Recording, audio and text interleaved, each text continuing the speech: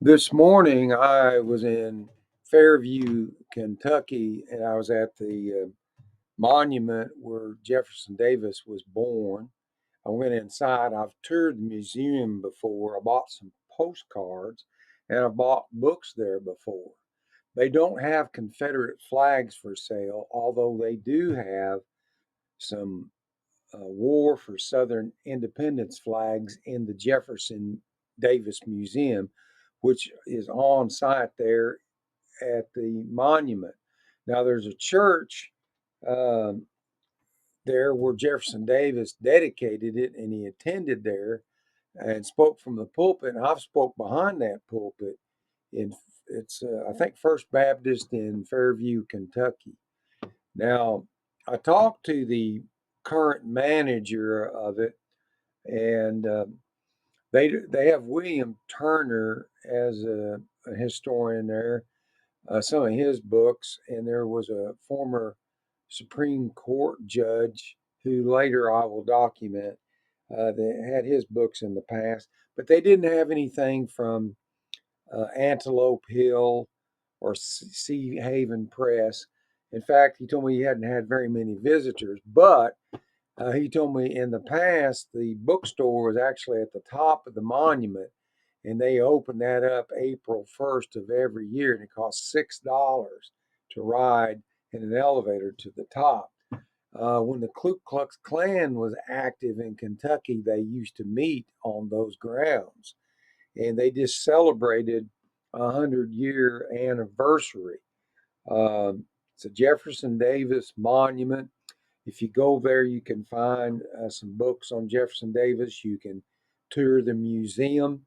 I stopped by the post office because in the past they had some Jefferson Davis memorial stamps, and I got them. But however, they were out of them today.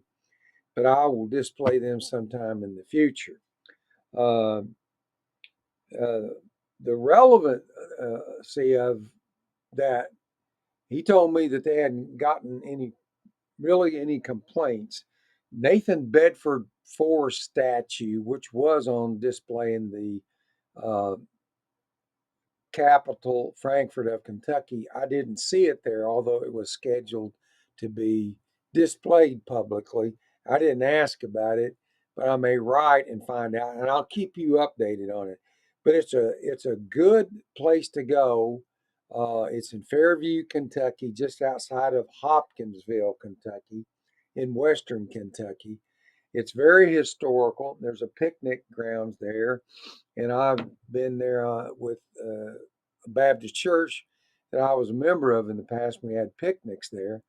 So the current director, told me that they'd had history teachers there and groups from homeschool that go to.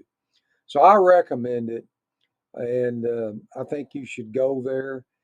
If you want to ride the monument, you're going to have to wait till after April 1st, and you can contact them through their website.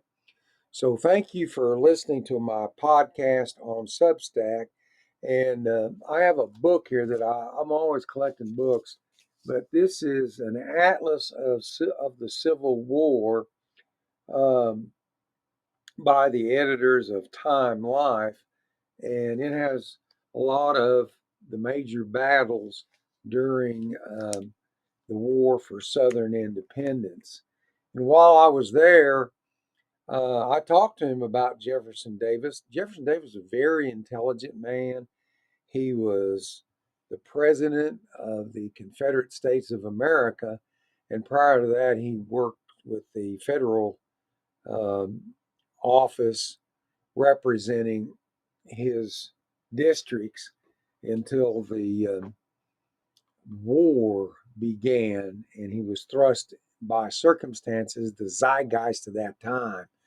And I believe the vice president under Jefferson Davis was a Jewish man, Thaddeus Stevens, but I'll have to document that. If I'm wrong, let me know in the comments.